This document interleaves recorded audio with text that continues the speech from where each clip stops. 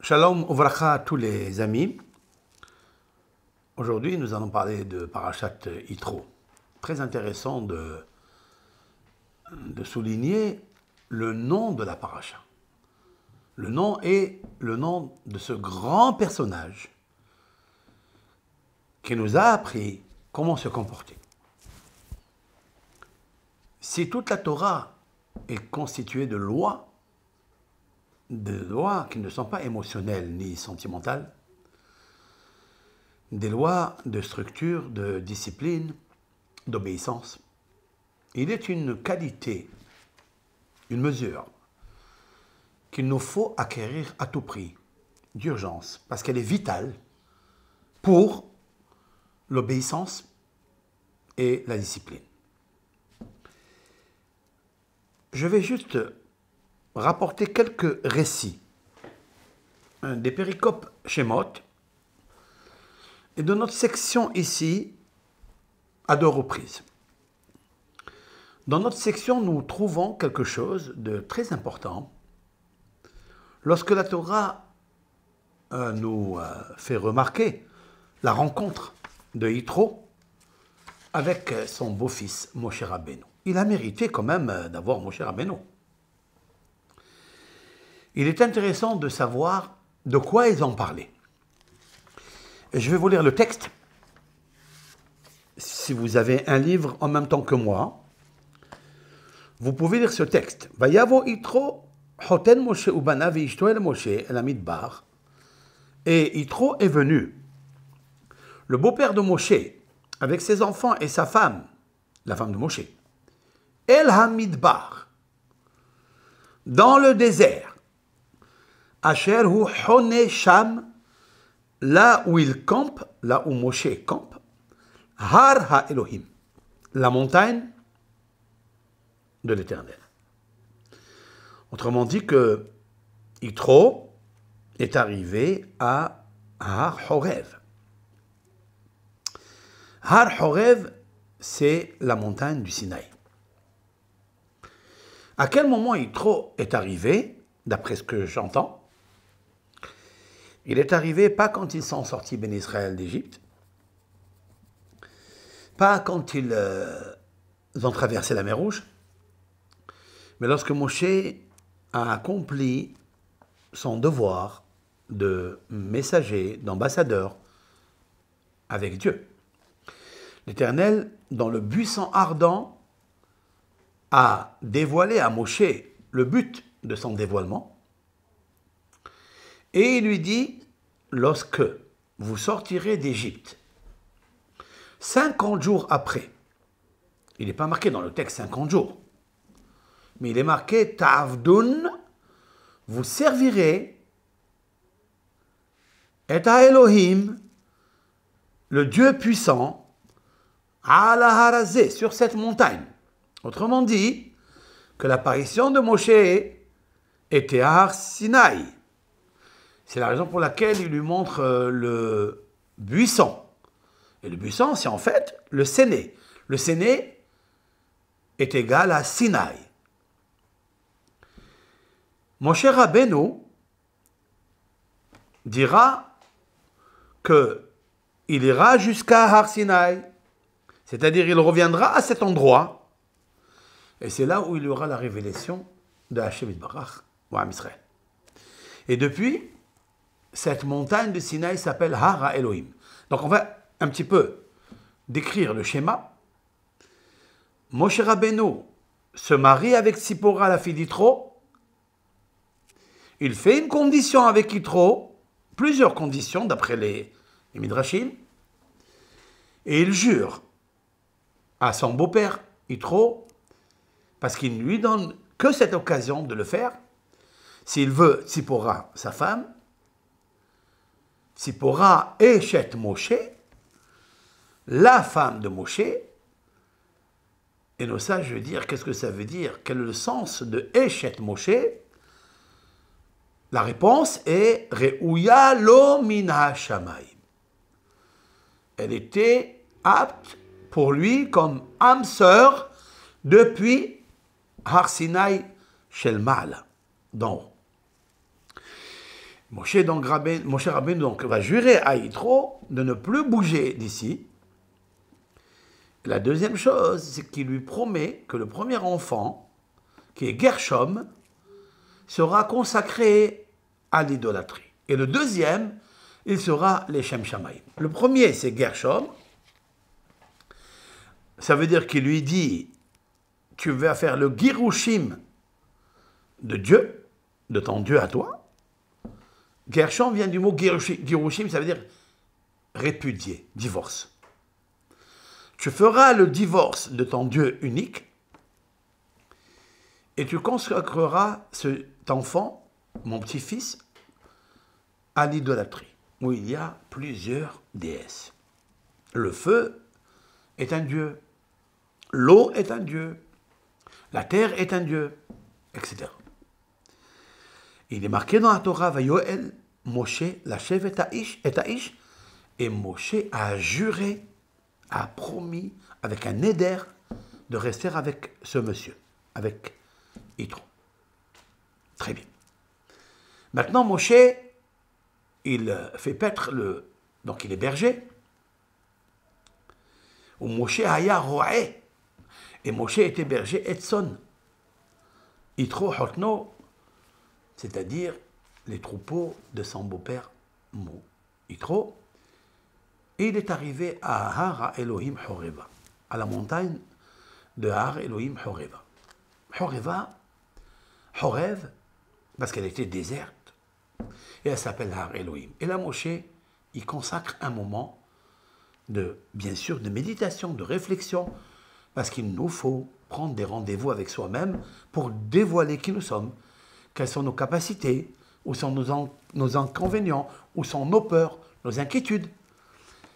Et il avait une grande inquiétude de savoir qu'est-ce qu'il arrive à ses frères qu'il a laissés en Égypte. Maintenant, Moshe Rabbeinu, Dieu lui dit, voici ce que tu vas faire. Tu vas aller me faire sortir le peuple d'Israël de là, toi et Aaron. Et il ne peut pas le faire parce qu'il a promis à Yitro. Et Yitro, il lui dit la chose suivante. Écoutez bien le texte, qu'est-ce qu'il nous dit ici, parce qu'il est très intéressant.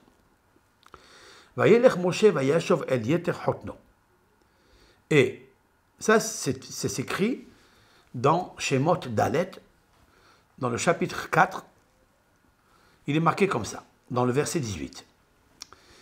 Moshe, à la suite des paroles de Dieu, il va retourner chez Yitro, son beau-père. Vayomerlo. Et il lui dit à son beau-père, Elchana ve'ashuva elahai, asher b'Mitzrayim.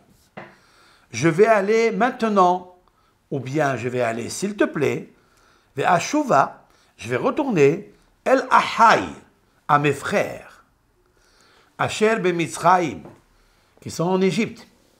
Ve'er'e ha'odam hayim. Je vais voir s'ils sont encore vivants. Point. Donc, cette discussion, elle peut normalement frustrer Yitro. Nous avons une condition ensemble. Vous m'avez juré, monsieur, de rester avec ma femme, avec ta femme.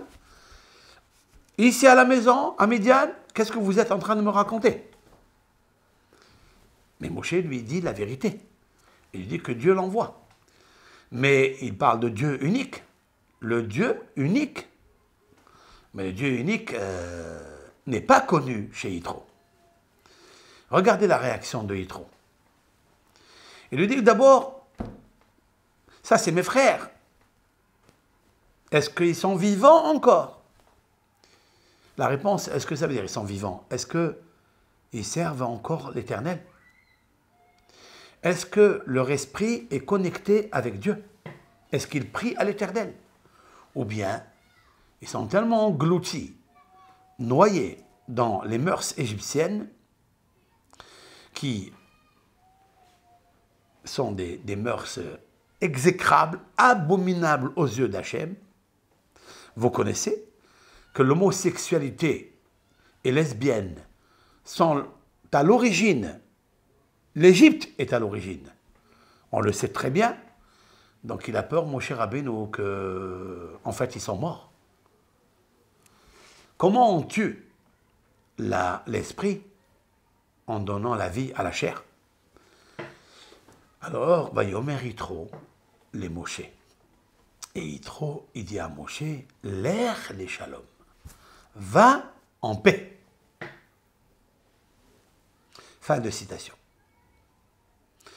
Nous avons vu que Yitro n'a pas réfléchi une seconde. Il a agi par la foi de Moshe Rabbeinu. Et là, Yitro a fait quelque chose de grandiose. Je vais répéter les mots. Vayomer Yitro les Moshe. Et Yitro a dit à Moshe, l'air les shalom, va en paix. Je vois de là que Yitro est amoureux de la paix. Que Yitro a une base de midot tovot, trait de caractère tellement puissant, et en fait, il en a deux. Il a ce qu'on appelle l'amour de la paix et l'amour d'autrui. Pourquoi je dis cela? Puisque Moshe Rabbeinu, il lui dit, c'est la première fois qu'il lui parle après 40 ans de siège chez Yitro. Ve'ashuva el ahai asher Misraïm, je vais retourner chez mes frères qui sont en Égypte, mes frères. Moshe Rabbeinu, le peuple d'Israël, c'est de sa famille. Ils sont de ses frères. Ils sont son sang. Il les aime. Il les respecte. Je vais voir s'ils sont vivants.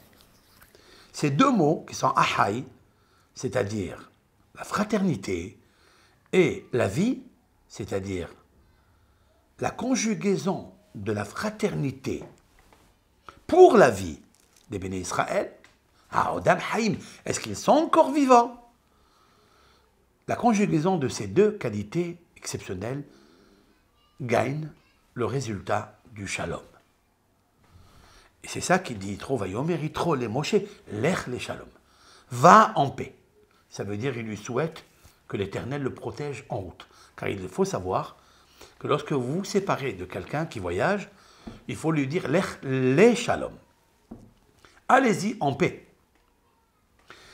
Car il y a une grande différence entre l'ech les shalom ou l'ech be shalom. Nos sages interdisent de dire à un voyageur qui vous quitte pour partir en voyage, de lui dire l'ech be shalom. C'est ce qui s'est passé avec Avshalom, qu'on lui a dit l'ech be shalom, halach venitla. Il est allé et il a été pendu. Tandis que l'ech le shalom, il y a comme une espèce d'ange qui protège la personne. Vous savez, quel est l'ange qui protège une personne? C'est le shalom, la paix. Et ça, c'est le hidouche de Yitro. Maintenant, écoutez bien ma question. Cette question, elle m'a été posée par un disciple de notre communauté. Je reprends le verset tout au début. Vayelech Moshe, vayashov el yeter hotno. Et Moshe est allé et il est revenu chez Yeter hotno. Autrement dit, que son beau-père s'appelait Yeter. Yeter, il en avait 7 prénoms, dit Rashi. Rashi nous dit qu'il en avait 7 prénoms, c'est ce que j'ai dit, il avait 7 prénoms, il avait 7 filles, et il s'appelait Jétro. J'ai trop de prénoms et j'ai trop de filles. Donc, a priori, il y a une grosse question. S'il s'appelle Yeter, pourquoi dans la paracha on l'a appelé Yitro? Nos sages disent pourquoi on l'a appelé Yitro. Parce qu'il a ajouté un vav grâce à l'institution qu'il a provoquée dans le peuple d'Israël. Lorsque dans la section ici de Yitro, nous trouvons que Moshe Rabbeinu était en train de juger le peuple depuis le matin jusqu'au soir, et lui tout seul, alors Yitro n'a pas supporté cela. Voilà, je vais vous lire le texte. Le lendemain, après, ils ont fait une grosse fête. Après le lendemain du don de la Torah, c'est marqué dans le texte.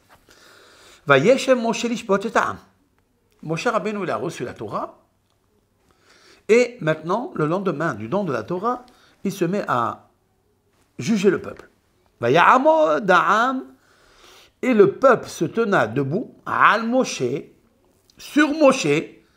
Ça veut dire que le peuple est une charge, car un dirigeant spirituel, le peuple, il est au-dessus de lui, parce qu'il est une charge sur lui. Et il doit considérer que le peuple est sur lui. C'est une vraie charge. C'est ce qui est marqué, Vaya'amod ha'am al Moshe.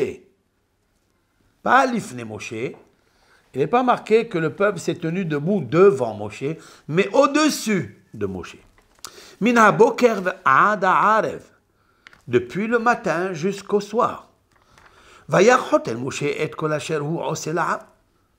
Et le beau-père de Moshe voit ce qu'il fait au peuple. Vayomer ma davar hazeh asher ata oseh la'am. Qu'est-ce que tu es en train de faire au peuple? Madoua ata yoshev levadecha. Pourquoi tu sièges dans le tribunal tout seul?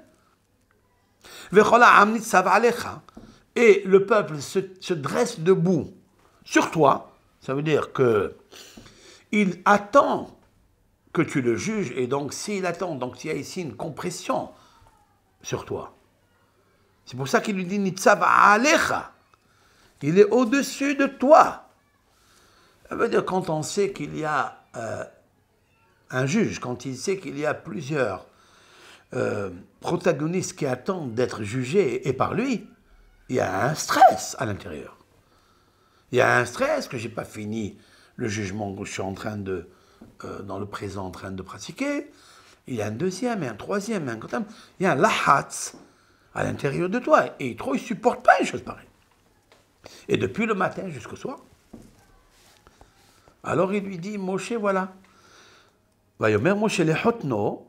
Moshe dit à son beau-père, Ki yavo elay ha'am lidrosh Elohim, parce que le peuple vient pour que je leur explique les lois de Dieu. Lorsqu'ils ont un protagoniste, lorsqu'ils ont un jugement indifférent, alors je juge entre un homme et son camarade. Je leur montre ce que Dieu m'a montré. Moshe, il apprend quelque chose à l'autre, c'est qu'il nous faut toujours dire ce que Dieu dit. C'est important. Il faut s'habituer à la parole de Hachem, à ses jugements, et les dire. Comme si vous pensez comme Dieu. Et si on pensait comme Dieu, ça veut dire que lorsqu'on étudie le texte d'Elohim, eh bien, on commence à parler comme lui. C'est ça qu'il dit, Moshe Rabbeinu. Vayomer chotel Moshe elav. Il dit, je suis d'accord avec toi. Lo tov hadavar asher ata oseh. Ce que tu racontes, c'est bien, mais c'est pas bon ce que tu fais. Lo tov hadavar. Ça m'a rappelé quelque chose dans la Bible, lorsqu'on parle du couple. Et Dieu va créer la femme pour aider l'homme.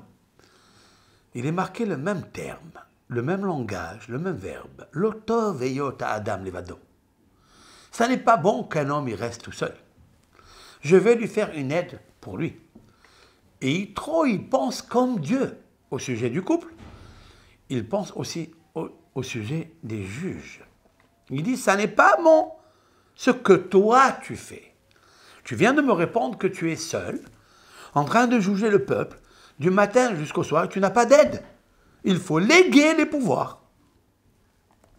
Alors il lui dit, si tu restes seul, c'est ce qui est marqué là-bas, l'otov, c'est pas bon. Nabol tibol ata, gam amazé asher imecha, ki kaven mimecha davar, lo tuchal asohu levadecha. Il lui dit, tu vas te fatiguer, hein? C'est ce qu'il lui dit ici, tibol, kitargumo. Ça veut dire, tu vas tomber. Tu vas flétrir.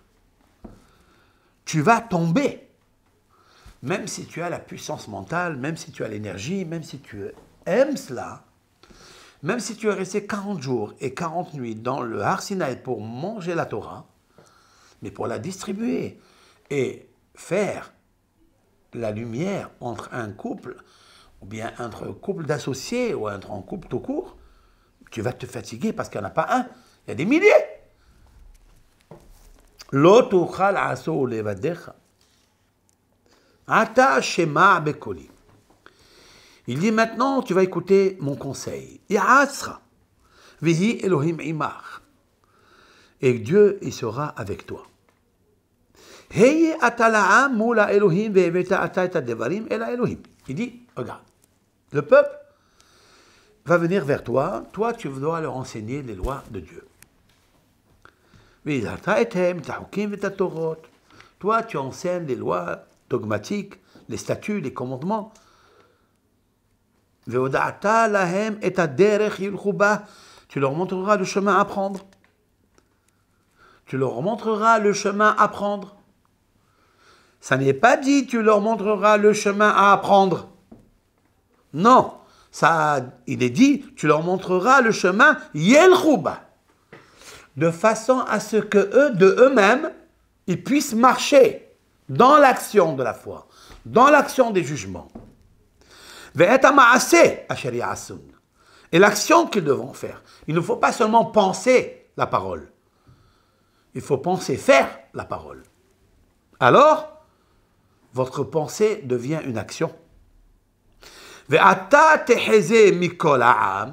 dit maintenant, je te conseille, et toi, Moshe, sachant que tu connais ce qu'il y a à l'intérieur de l'homme, ça veut dire que tu es un vrai scanner. Et le Zohar HaKadosh, il nous parle beaucoup de cela. Tehezé.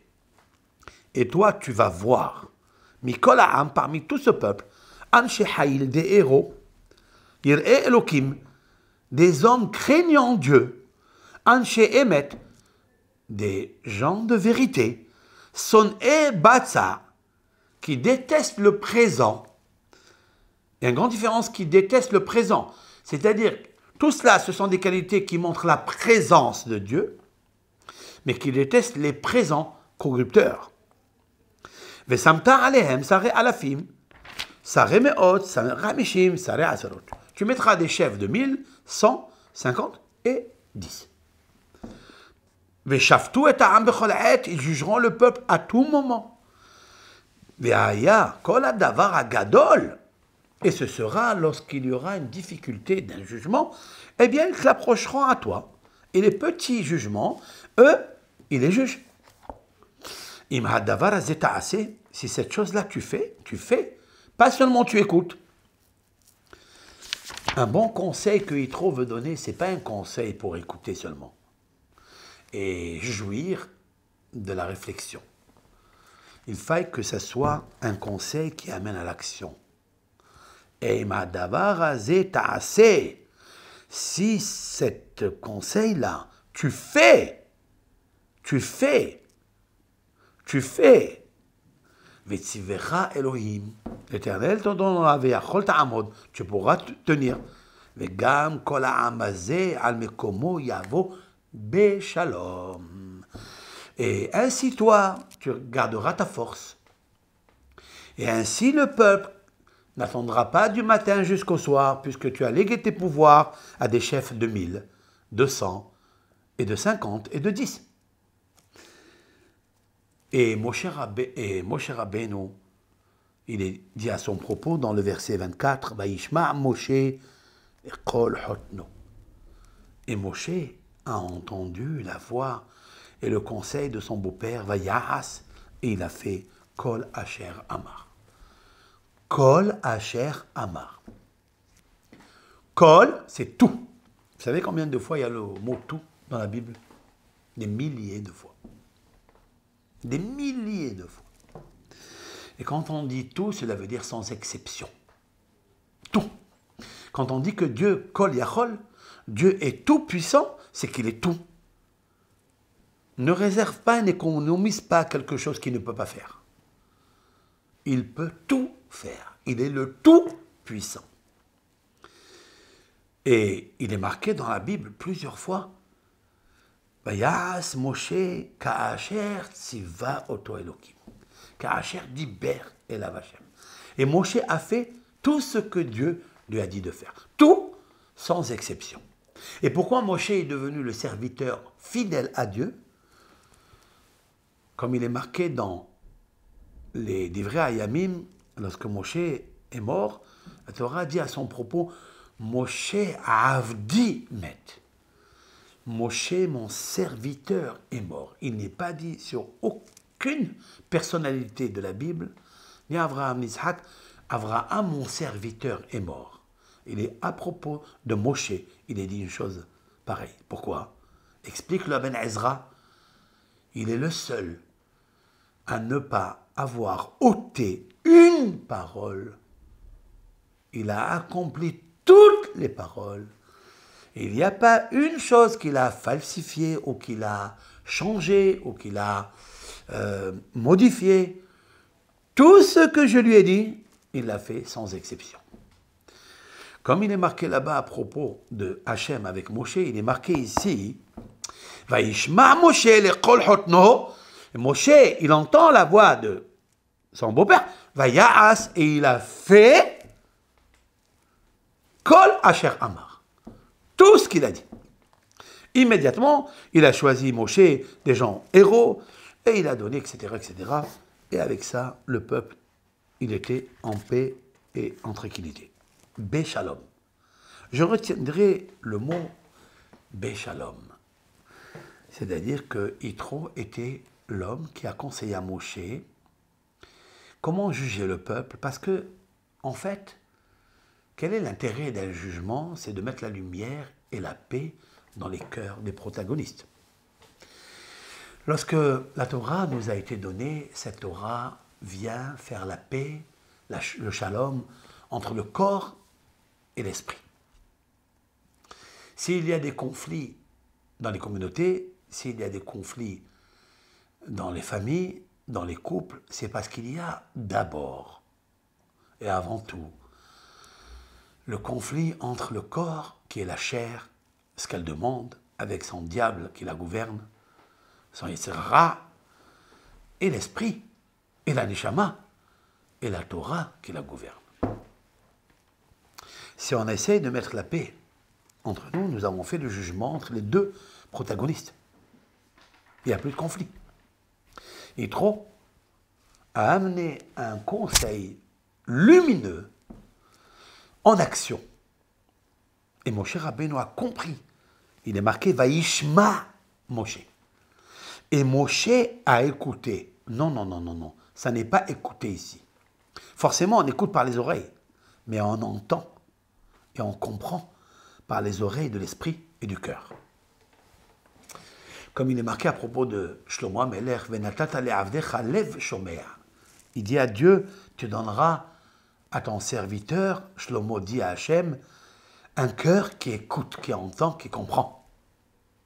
Ça n'est pas les oreilles. Vaishma Moshe le'kol hotno. Et Moshe a compris, a saisi le conseil fabuleux, lumineux de son beau-père. Vaya'as kol asher amar. Ma question est très puissante. D'où a su Moshe Rabbeinu que le conseil de Yitro allait marcher? Moshe Rabbeinu est un homme de Dieu et il connaît la halacha, la loi de la Torah. Il la connaît parfaitement. C'est lui qui l'a reçue, c'est lui qui l'a distribuée. Pourquoi Moshe Rabbeinu n'a pas mis des chefs de 1000 et des chefs de 100 avant que Yitro vienne lui dire? Pourquoi Moshe ne sait pas? Parce que Moshe Rabbeinu est un homme de paix. Et comme il est un homme de paix, il sait que Dieu s'appelle Shalom, il sait que Dieu s'appelle Shalom, il sait que la Torah s'appelle Shalom. D'où on le sait qu'elle s'appelle Shalom? Adonai Oz le'amo yiten. Un verset. Dans la Torah, c'est marqué Adonai Oz le'amo yiten. L'Éternel, tout-puissant, donne la Torah à son peuple. La Torah qui est puissante. Adonai yevarech et amo bashalom. Alors Hachem a béni son peuple par la paix. Quelle est la relation qu'il y a entre le Oz, qui est la Torah, et le Shalom? Parce que la Torah, c'est le Shalom. La Torah apporte un réconfort, une maturité spirituelle dans le corps et dans l'âme, dans l'esprit et dans l'âme. Elle leur fait le Shalom entre eux. La Torah, elle fait la paix entre un homme et un homme, entre un homme et une femme. Et Moshe Rabbeinu, lui qui connaissait la vraie vérité de la lumière de la Torah, qui a apporté le Shalom au couple, ou à des protagonistes, des hommes d'affaires, des commerçants ou autres, il a eu peur, par souci, que le juge qui allait juger un couple ou deux commerçants, il n'allait pas connaître la halakha lumière qui allait mettre une lumière réelle, véridique dans le dossier qu'il jugeait. Alors, si c'est ainsi, la question elle est encore plus forte. Yitro, il vient ajouter à Moshe quoi? Et la réponse est la suivante. C'est que Yitro a voulu créer ce qu'on appelle une haboura, à savoir un groupe qui travaille ensemble, un ministère. Lorsqu'on travaille ensemble, lorsqu'il y a 10 personnes qui travaillent pour le même but, ça réussit. Ça réussit énormément.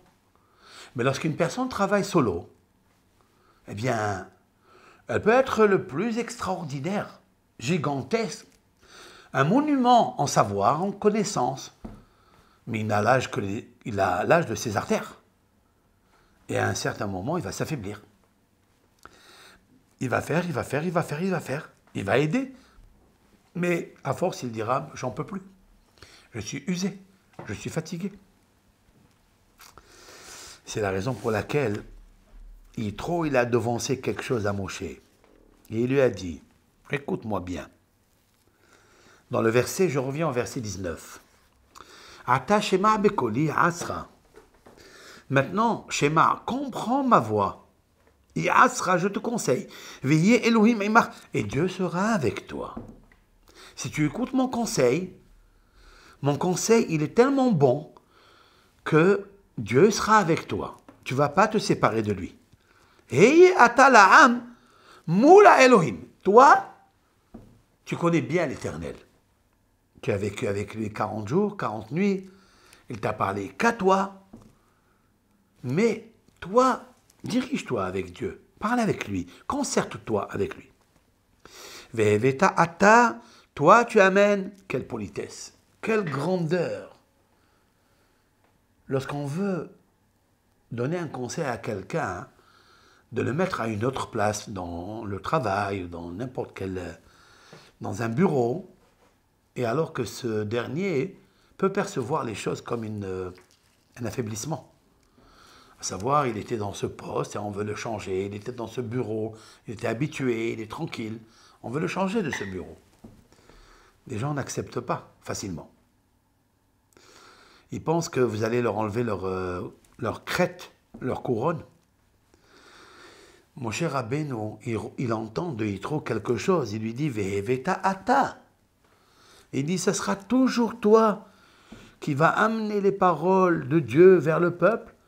C'est toi qui vas les avertir à tous, c'est-à-dire à tous les chefs de tribunaux. Tu vas les avertir, tu vas leur apprendre les lois de la Torah, les chemins à prendre. Et c'est toi qui choisiras le peuple. Il ne lui enlève pas son kavod. Et c'est là où Moshe Rabbeinu a compris que Yitro était un homme de paix. Et Moshe Rabbeinu il a accepté. Et là, la Torah nous dit, en fait, jusqu'à présent, il s'appelait Yeter. Et maintenant, on a ajouté Yeter, on a ajouté Vav, qui est la Torah. Parce que, en fait, la Torah, c'est le Shalom. Et le Vav, c'est une lettre qui tient debout. Vous voyez, c'est comme un pilier qui tient debout. C'est le fondement de la Torah. Mais le Vav qu'on a ajouté à Yitro, il veut dire quelque chose de très très grand. Plus grand encore qu'un pilier. C'est que le vrai pilier sur lequel la Torah tient, c'est l'amour et la paix. Parce que le Vav, en hébreu, dans la grammaire, on l'appelle Vav Hahibur. C'est l'article de conjonction, de coordination. La cohérence entre un élément et un autre, entre un homme et une femme, entre un juge et son peuple, entre le peuple et son Dieu. C'est le Vav qui nous relie ensemble. C'est la raison pour laquelle vous trouverez dans tous les parchemins de la Torah, du Sefer Torah, de la Bible, à excepter quelques exceptions, en haut, quand vous montrez à la Torah la prochaine fois, vous regardez toujours à la page en haut, commence par la lettre Vav, Vav, Vav, Vav, Vav.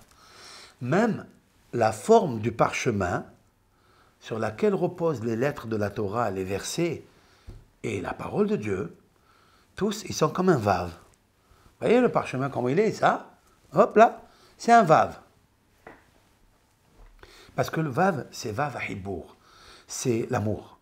C'est la conjonction. Tu ne peux pas jouer de l'accordéon s'il n'y a pas la coordination. C'est impossible. C'est-à-dire l'accordéon, c'est la musique. Tu ne peux pas jouir de quelque chose si toi-même tu n'es pas relié avec la chose. Eh bien, Yitro a donné quelque chose à Moshe de grandiose. C'est qu'il faut un lien entre lui et les chefs spirituels qui travaillent avec lui. Maintenant, tu as une crainte que peut-être ces chefs spirituels ne sont pas assez présents dans l'omniprésence de Dieu. C'est possible. Mais cela est déjà rattrapé par le conseil de Yitro en lui disant « Toi, Moshe, tu feras d'abord des cours aux professeurs qui vont suivre l'enseignement et les leçons et faire suivre le Vav Hibour. C'est le Vav de conjonction avec le peuple. Toi, tu prends de Dieu et tu transmets et eux, ils transmettent. C'est sûr et certain que ça va direct. Mais il faut que tu choisisses, Moshe, que des gens très sérieux, obéissant à Dieu. Et il lui dit, Anshe Haïl, Anshe Emet, Son Ebatsa. Il lui donne ici des titres très puissants. Ça veut dire des gens qui ne sont pas corrompus, des gens qui n'aiment pas l'argent, qui ne vont pas voler l'argent aux autres, qui ne vont pas être des prédicateurs qui cherchent toujours à apprendre le maaser, et apprendre ça, apprendre ça, apprendre ça, apprendre ça. Ça doit être des gens qui sont son et batsa, qui détestent le présent corrupteur. Et ça, il faut des gens émettent, comme toi, mon cher. Parce que la Torah est Torah émette. À quel moment un juge peut apporter la paix entre deux protagonistes qui presque, ils ont la haine au point de se tuer s'il n'y avait pas la Torah? Si vous êtes un juge de vérité. Mais il faut la réalité, et ce n'est pas toujours la vérité. Donc, j'ai besoin d'un homme réel dans l'action, c'est Moshe. Toi, tu vas recevoir de la source de la réalité, de Dieu, l'éthique, tu vas transmettre au béni Israël. Maintenant, tu vas leur enseigner, mais ça ne suffit pas. Maintenant, il faut un scanner pour savoir et sonder les cœurs de ces juges. Bon, c'est bien de choisir des gens tellement de haute qualité, un chez Emes, son Ebatsa, il est Elohim. La crainte de Dieu, personne ne peut la sonder, sauf que Dieu peut le faire. Donc Moshe n'était pas supposé, ni trop, à savoir qu'est-ce qui bout dans la marmite d'un juge. Est-ce qu'au très fond de son âme, il a la boulimie de l'argent? Ça, personne ne le sait. La Hirat Shamaïm ne se lit pas dans le visage, ni par les actes. Elle est tellement spirituelle qu'il va connaître cette âme. Mais il lui dit quelque chose, Yitro, et c'est là où est toute la puissance de Yitro. Toi, tu vas voir. Et la question est de savoir. Si on traduit, tu vas voir, ça veut dire avec tes yeux, qui est l'homme qui a le plus grand scanner pour identifier une maladie, la jalousie, l'amour de l'argent, ou l'amour des présents corrupteurs, des pots de vin. Qui peut le savoir, ça? Et c'est la raison pour laquelle Rabbi Shimon Bar Yochai fait de ça ce qu'on appelle la Chokhmat HaPartsouf, c'est-à-dire la sagesse du visage. Oui, oui, oui, il est des hommes, comme Moshe, que quand il regarde le visage d'un homme, parce que le visage s'appelle Pnim, Panim. Panim, c'est le visage. mais il est dit au pluriel panim. Panim, c'est pan c'est un visage. Panim, c'est les visages. Ça veut dire que l'on peut voir dans une forme de visage qui est singulier plusieurs visages. Autrement dit que par les traits de caractère, par les traits de visage, on peut connaître qu'est-ce qu'il y a dans le pnim, qui veut dire cette fois-ci l'intériorité, pas les intestins, les muscles, le foie, la rate, les poumons. Non. Cela, c'est des poumons de chair. Même un scanner machine peut le connaître. Mais connaître les poumons du cœur spirituel, connaître le cœur de l'âme spirituelle, ça, il faut Hokmat Partsouf, à savoir le scanner du visage spirituel. Il faut connaître l'âme. C'est ce qu'il dit trop. Il dit, je te connais, mon cher. D'où tu me connais? Tu viens de vivre avec moi en Midian. Et à Midian, tu ne m'as pas vu. Que quelques fois tu m'as vu. Et donc, il me faut savoir que à Midian, Yitro a vu Moshe Rabbeinu en train de s'isoler, en train de méditer. Il le voit avec son berger, avec ses bergers, avec ses troupeaux. Et Moshe Rabbeinu médite et approfondit des choses que personne ne sait. Yitro, il sait tout cela. On dit que Moshe Rabbeinu, il a la force de la parole. C'est comme ça que Balak, quand il a envoyé à Bilam, il lui dit viens me voir, je veux te gâter, je veux t'honorer, je veux t'enrichir. J'ai besoin de l'homme de parole que tu es. Et pourquoi il appelle cet homme-là? Parce qu'il dit que Moshe Rabbeinu, il est très fort en parole, la puissance de la parole. Mais où on a vu que Moshe Rabbeinu, il était fort en Midian, de la parole? Est-ce que parce que les gens venaient le voir et comme cela, il bénissait les gens, il guérissait? Il faisait lever des paralysés de leurs chaises roulantes? C'est ça? Peut-être oui. Mais plus que ça. C'est ce que Moshe sortait de sa bouche. La chose se réalisait. Et là, Yitro, il l'a vu. Il dit, maintenant, tu es un homme de Dieu, je le sais. Alors, regarde à l'intérieur des hommes dans ton scanner mature, spirituel. Est-ce qu'il est un homme qui aime l'argent? Est-ce que ce juge-là est bon pour juger ton peuple? Il finit avec le mot Béchalom. Et lorsque Moshe Rabbeinu, il entend le mot, et ce peuple-là résidera en paix, Béchalom, alors Moshe Vaishma Yitro. Alors Vaishma Yitro, ça veut dire, Vaishma Moshe, et Moshe a entendu, il a compris. En fait, le Vaishma Moshe, dans cette affaire, il est en correspondance avec Vaishma Yitro, du début et le titre de la paracha. Donc Yitro, c'est sûr et certain qu'il savait que le berger qu'il avait réussi à recevoir chez lui à la maison était l'homme qui avait une force dans sa parole. Je voudrais expliquer c'est quoi cette force de la parole et quelle est la correspondance qu'il y a mesure pour Yitro de recevoir Moshe comme gendre. En quoi les points sont communs, les caractères sont communs, peut-être même une discipline de mesure des traits des caractères. Je voudrais apporter un midrash sur ça.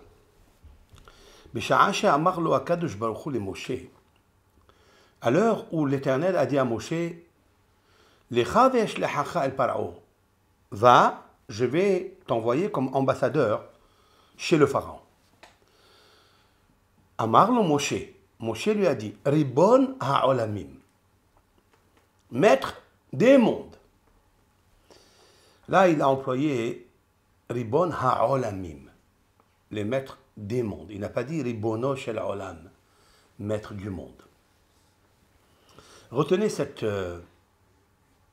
interrogation pourquoi le texte a souligné Ribon Ha'olamim, le maître des mondes. Il nous faut toujours joindre le monde d'en haut avec le monde d'en bas.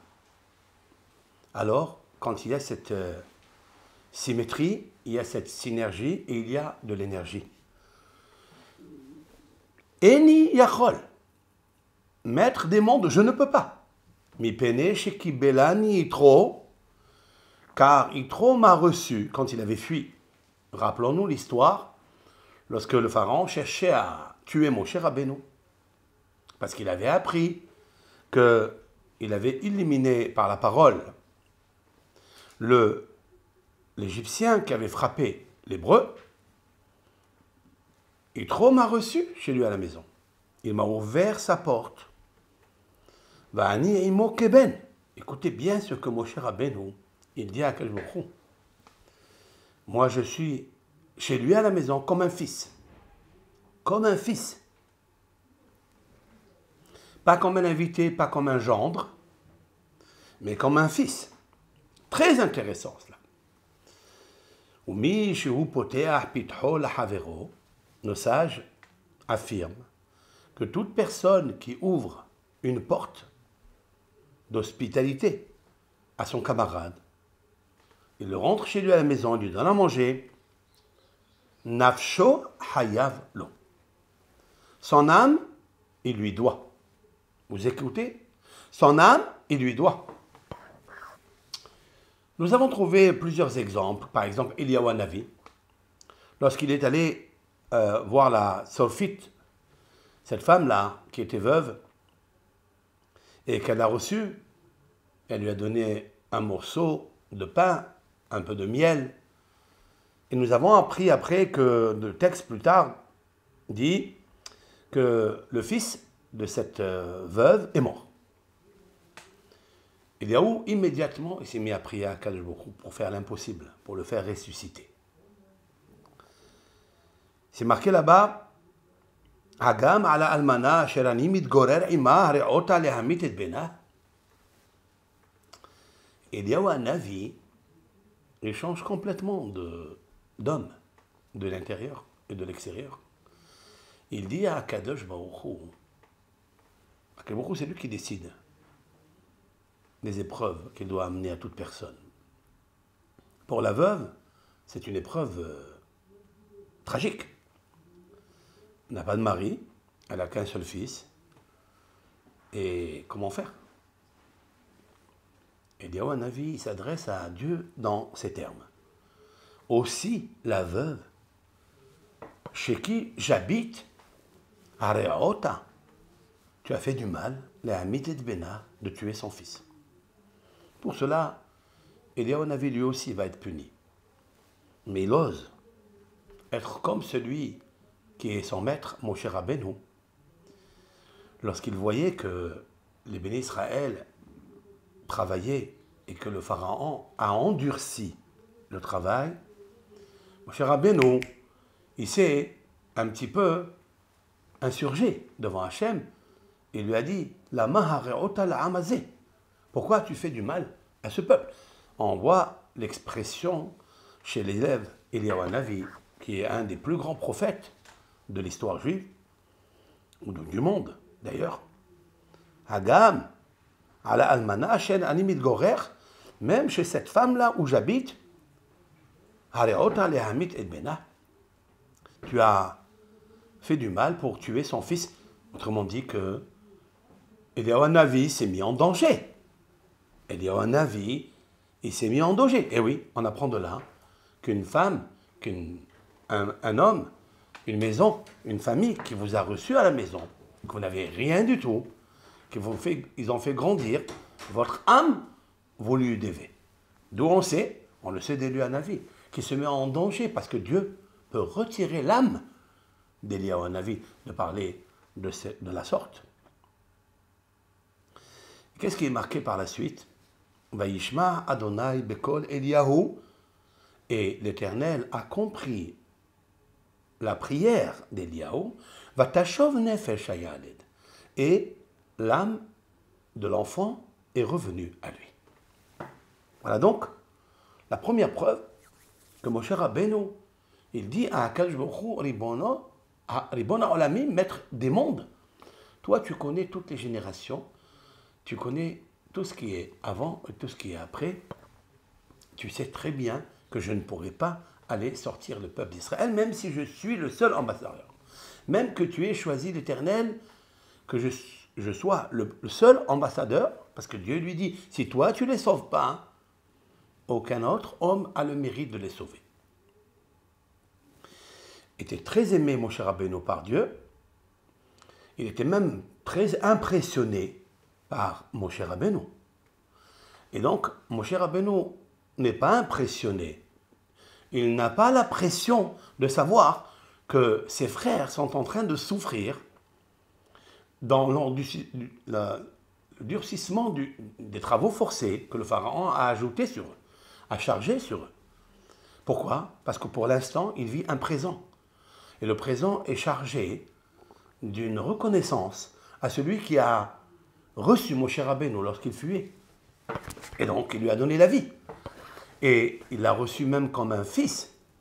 Moshe Rabbeinu de se battre avec Dieu, de lui dire, je ne pourrai pas.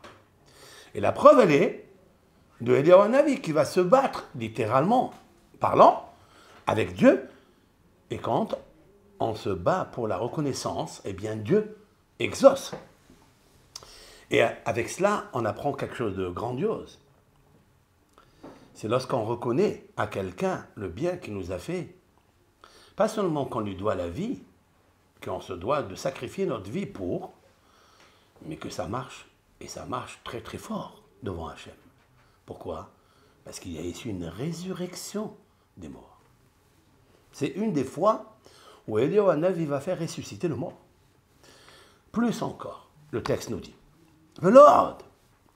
Et là, seulement, chez Kol hapoteach pitcho lahavero, tout celui qui ouvre la porte à son camarade, hayav bichvodo yoter me'aviv ou me'imo. Écoutez bien ce que le Midrash Hagadol, Midrash Rabbah, nous dit, que toute personne qui a reçu une tova, un bienfait, une hospitalité, un hesed, mais qui était vital, bien sûr. On ne parle pas ici juste d'un cadeau ou d'une petite chose qu'on a donnée à quelqu'un. Non.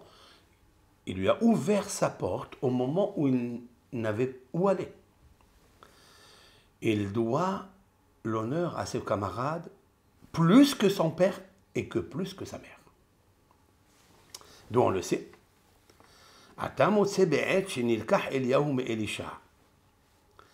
Lorsque nous trouvons cela, lorsque Eliyahu Hanavi est monté donc dans le carrosse céleste, si l'on peut dire ainsi, et donc Elisha Hanavi a perdu un maître. Et Eliyahu Hanavi, à ce moment-là, il a reçu, Elisha, le prophète Élisée, Elisha, reçoit double part de l'Esprit Saint qu'avait Eliyahu Hanavi. Comme il est dit, Vayina pi shenaim beruhacha elai. Eliyahu Hanavi va dire à Elisha, tu vas recevoir double de l'Esprit Saint que je possède. Alors, ayalolech etzel aviv ve'imo le'ahayotam. Immédiatement, Elisha devait partir chez son père et sa mère pour les faire vivre.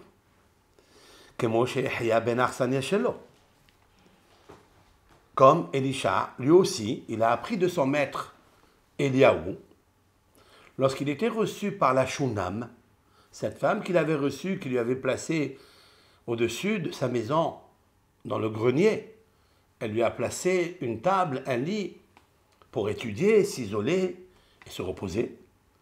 Et lorsqu'elle a perdu son fils, elle s'écria à Elisha, mon fils, il a eu mal à la tête et il ne se réveille plus.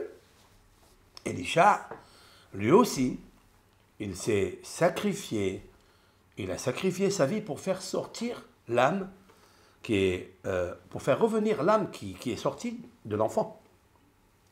Et nous trouvons que Eliyahu aussi, il a fait ça. Et là, chez Massar Nafsho al Arsania Shelo. Mais nous avons trouvé que et Eliyahu Hanavi et son disciple Elisha sont allés sauver l'enfant pour raison, pour cause de la gratitude qu'ils avaient par rapport à la Shunam pour Elisha et la Tzolfit. C'est un endroit qui s'appelle Tzafat, c'est pas la France, hein, Tzafat, où habitait cette veuve. Pourquoi tout cela? Parce qu'il nous faut être reconnaissant et donner son âme et même faire vivre l'enfant de ces femmes plus que le père et la mère qui n'avaient pas de quoi manger et ils ne se sont pas occupés d'eux. On voit de là qu'on honore son camarade qui t'a fait du bien, t'a fait rentrer chez lui au moment où tu étais dans une difficulté hiyunit, c'est-à-dire vitale, comme Moshe Rabbeinu, pareil. L'écart, Amar Moshe Lifnei HaKadosh Baruch Hu, Ribono Shel Olam. Maintenant, il revient à Ribono Shel Olam, maître du monde. Ki Belani Yitro Venahag Bi Kavod. Yitro m'a reçu chez lui à la maison. Il s'est conduit avec moi avec beaucoup d'honneur. Il a ajouté, comme son fils, l'écart Eni Oler El Birchoto. Je veux partir, Dieu. Tu m'as envoyé Hachem. Je veux aller, sauf avec sa permission. L'écart, c'est pourquoi Moshe Rabbeinu n'est pas allé directement en Égypte, par l'ordre divin, après avoir reçu les révélations, après avoir rencontré Aaron, ils se sont mis d'accord qu'ils allaient en Égypte. Il a d'abord été chez lui à la maison, là où il habite comme un fils chez Yitro, et il lui demande la permission. Et c'est pourquoi le verset intervient, « Vayelech Moshe » et Moshe alla, Vayashov el yeter hotno. Il est allé voir son beau-père Hotno. Maintenant, qu'est-ce qu'on apprend de là? Deux choses. On apprend de là qu'une personne qui a reçu du bien d'une autre, d'une famille, il devra donner sa vie pour elle. Moshe Rabbeinu avait promis de ne pas quitter cet homme, comme nous l'avons vu dans le texte. Vayoel Moshe Lashevet et Ta'ish, et Moshe s'est engagé par serment, disent nos sages, de rester avec cet homme, et il est resté 40 ans. Il n'a pas bougé. Et bien que Dieu, il lui a donné la parole, il l'a obligé, littéralement, pour aller sortir le peuple d'Israël, il n'y avait que lui, Moshe a tenu sa force, la parole. Il a dit un mot, il a fait le mot. Ça, il nous faut apprendre que si on a la discipline des engagements que nous avons pratiqués, eh bien l'Éternel, il nous donne une force pour faire des miracles, pour faire vivre la almana, pour faire vivre l'enfant. Eh bien, ça n'est pas pour faire des miracles, parce que à Dieu appartiennent les miracles. Mais l'Éternel, il fait passer par toi les miracles.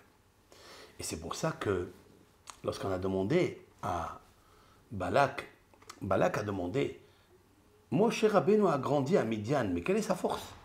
Il dit, sa force est dans la parole. En fait, ils le savent d'où? Ils le savent d'ici. Pour moi, pour ma part, c'est pas qu'il faisait des bénédictions que ça réussissait.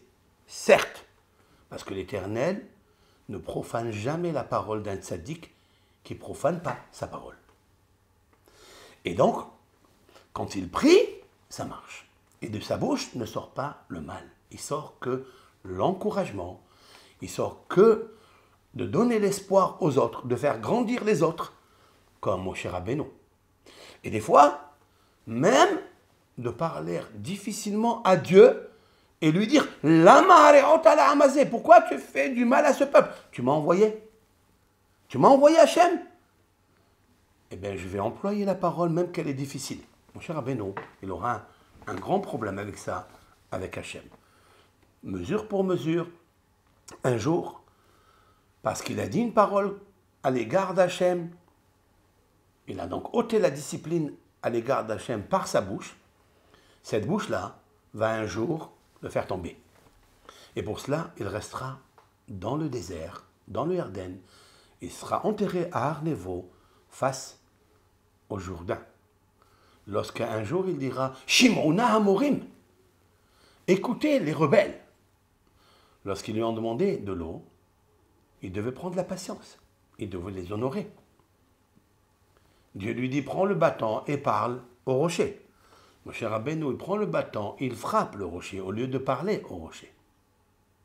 La réponse, elle est, parce que s'il allait parler, ça n'allait pas marcher. Et donc, au lieu de parler et de dire au rocher, dans ton eau, il a frappé. Pourquoi? Avec ce même bâton qu'il a frappé l'Égypte. Avec le même bâton par lequel Dieu lui dit, avec ça tu feras des miracles. Avec ce même bâton, il va faire une chose de gravissime, c'est qu'il va dire au peuple d'Israël, vous êtes des rebelles. Vous êtes des ânes, quoi. Et lorsqu'il leur dit comme ça, il faute avec sa parole. Et Dieu lui dit, parce que tu as dit une chose pareille, pour certains commentateurs, bien sûr, des Rishonim, des rabbins du Moyen-Âge, qui disent que la faute de Moshe, parce qu'il a dit un mot que Moshe ne doit jamais dire au peuple d'Israël. Il doit se comporter avec eux seulement avec des encouragements, avec beaucoup de patience. Et là, il a perdu. Pourquoi? Cette même parole qui a dit à Dieu, pourquoi as-tu fait la mahareota, la hamazé, pourquoi as-tu fait du mal? Regardez, si on regarde, la ma, il y a un même, hareota, il y a un yud, il y a un he. Après, vous avez hareota, vous avez un resh, la ham, après, vous avez encore un même. Vous voyez qu'il y a à l'intérieur hamorim. Hamorim, ça veut dire les rebelles. Parce que toi, tu t'es rebellé devant Hachem, alors tu vas sortir de ta bouche le rebelle. Donc sa force, elle est dans la bouche. Ça veut dire que Dieu, il va prendre chaque fois sa parole qui est très puissante, que ça soit dans le bien, elle réussit parce qu'il retient sa parole. Et il accomplit tout ce qu'il dit. Et c'est ça, en fait, la force de la bouche, la puissance de la bouche, qu'il nous faut beaucoup travailler. Maintenant, mon cher Rabbeinu, il va parler avec Akadosh Baruch Hu PLP. Il parlera avec Dieu bouche à bouche. Ça veut dire chose que personne ne pourra. Parce que cette bouche-là, elle était très puissante. Maintenant, ce caractère que mon cher Rabbeinu a, nous le trouvons chez Yitro. Lorsque mon cher Rabbeinu vient le voir et il lui dit, écoute, Yitro, je devrais quitter pour aller voir mes frères comment ils vont. Alors, Adam Haïm, est-ce qu'ils sont vivants? Alors, Yitro n'hésite pas une seconde pour lui dire, l'ech les shalom, va en paix. Et c'est ça qui est extraordinaire. C'est que Yitro, pour cela, il va mériter beaucoup de choses. Il n'a pas hésité un instant de lui dire, va en paix. Regardez ce que dit le Midrash. Le fils de Rabbi Hiya Gadol nous dit, au moment où Moshe est allé prendre conseil de sa femme et de ses enfants pour aller en Égypte, Amar lo yitro le Moshe le'echanatam molichotam. Il dit, où tu amènes ma fille avec mes petits-enfants? Amar lo Moshe le Mitzrayim. Moshe lui dit en Égypte. Et Amar lo yitro otam shehem b'Mitzrayim mevakshim latzet ve'ata molich otam lesha. Il lui dit, je ne comprends pas, Moshe. Tous tes frères qui sont esclaves en Égypte cherchent par tous les moyens de sortir de là-bas. Et toi, tu veux faire entrer d'autres personnes en Égypte? Amarlo le Moshe, il a dit à Moshe, le Maharehem atidim latzet vela'amod al har Sinaï. Il dit, non, je sais par Dieu que demain, ça veut dire sous peu, ils vont sortir de là et ils vont se tenir debout ici, Hara Elohim. Et l'Éternel va leur dire, je suis l'Éternel, votre Dieu. Ubanai lo ishme'u kemohem. Amarlo lech le shalom, vetikanes le shalom. Quand il a entendu ça, Yitro lui dit, écoute, va en paix et reviens en paix. Mais il lui dit, reviens aussi. Aucun instant, Yitro n'a hésité à refuser à Moshe Rabbeinu de partir, mais au contraire, il le bénit. Alors, je voudrais parler de cette qualité du shalom. En fait, avec ça, je réponds à une question. Très grosse question. Il y a un midrash très étonnant.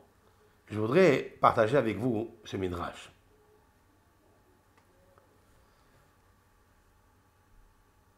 Ici, il est marqué dans la paracha Vaishma Yitro Kohen Midian. Et Yitro a entendu, lui qui était le grand prêtre de Midian et le beau-père de Moshe. Le midrash s'étonne. C'est un midrash chez Mod Rabbah, dans son chapitre 27, 8. Il dit le midrash, ici il est marqué Vaishma Yitro. Et là, en haut, le verset que je vous ai cité tout à l'heure, Vayelech Moshe Vayeshev El, Vayashov El Yeter Hotno. Et Moshe est revenu voir son beau-père Yeter. Mais la machina kan shemo mi Yeter le Yitro. Pourquoi ici la Torah, dans cette section, l'appelle Yitro au lieu de Yeter? Réponse. Shiva Shemot Nikralo. Yitro avait 7 prénoms et le Midrash les cite entiers. Yeter, Yitro, Hovav, Reuel, Haver, Putiel, Keni. Yeter, pourquoi il s'appelle Yeter? Kesheaya Nochri, quand il était non-juif, quand il était étranger, donc un Midianite, étranger au judaïsme, on l'a appelé Yeter. Et c'est pour ça que c'est marqué là-bas, Vayashov El Yeter Hotno. Il s'appelait Yeter, c'était un nom juif, un Ben Noach. Urchenis Gayer, et lorsqu'il s'est converti au judaïsme, Osif lo Hot Ahat Lishmo. L'Éternel lui a ajouté une lettre qui lui appartient dans le tétragramme Yud Ke Vav. Dieu il a pris le Vav qui lui appartient et il l'a mis à Yitro. Keshem she'asa kadosh baruch hu Avraham. Yitro, on le compare à Avraham. Avraham, il s'appelait avant Avram, et Dieu lui a ajouté une lettre qui est le He de son nom. Il lui a ajouté à Avram, donc il s'est appelé Avraham. La même chose, Dieu a pris la lettre Vav du tétragramme, c'est-à-dire de la charité, de la bonté, et il lui a mis à Yitro. Pourquoi? Parce qu'il s'est converti au judaïsme au point où il va recevoir, d'après certains commentateurs, il va recevoir la Torah. Et pour la Torah, il a tellement aimé la Torah qu'on l'appellera Hovav. C'est quoi Hovav? Haviv, bien-aimé. Pourquoi on l'appelle bien-aimé à lui et pas à un autre? Parce que le Midrash dit, c'est le seul dans l'histoire qui sera et qui aura, qu'il était le plus grand amoureux de la Torah. Il n'y aura pas un autre converti comme l'a été Yitro, le beau-père de Moshe Rabbeinu. Alors maintenant, c'est vrai, le Midrash donc, il a réparé la question. Pourquoi Yeter dans la paracha de Shemot et dans la paracha Yitro? Yitro, nous avons répondu. Mais j'ai une grosse question sur ce Midrash. Dans le même verset plus haut, il est marqué Moshe Rabbeinu est revenu voir Yeter Hotno. Et il lui dit, je vais aller maintenant voir mes frères, est-ce qu'ils sont vivants? Et là, dans ce verset, la fin des mots, Vayomer Yitro, l'ech le shalom. Il est marqué, Yitro lui dit, l'ech le shalom. Et c'est la question. Le Midrash aurait pu poser la question, pourquoi le verset nous dit, oh, Yeter, et là il nous dit, Yitro, dans le même verset. Il ne s'est pas appelé Yitro ici, dans cette péricope. Il s'est fait appeler Yitro déjà, là-bas, lorsqu'il a dit l'ech le shalom. Et la réponse est la suivante. Vous savez où a commencé la gloire de Yitro? La grandeur de Yitro? Lorsqu'il a dit l'ech le shalom. Lorsqu'il a sorti de sa bouche une bonté à Moshe Rabbeinu. Moshe Rabbeinu était coincé. D'un côté, c'est son beau-père. Il l'avait reçu comme un enfant. Et toute personne qui a reçu des cadeaux lorsqu'il était dans la gêne totale, il devra sacrifier son âme pour lui, il devra l'honorer plus que son père et sa mère. Mais d'un autre côté, il y a Kadosh Baruch Hu. Il doit avoir la paix intérieure avec Dieu. Il ne peut pas faire autrement. Et là, qui le soulage, Moshe Rabbeinu? C'est Yitro. C'est pourquoi, maintenant, avant de se convertir, je dirais, bien avant de se convertir, je dirais même que la cause principale, la première vitalité qui l'a entraîné à se convertir au judaïsme et de venir recevoir la Torah, c'est ici, lorsqu'il a dit à Moshe Rabbeinu, Lech leshalom, va en paix.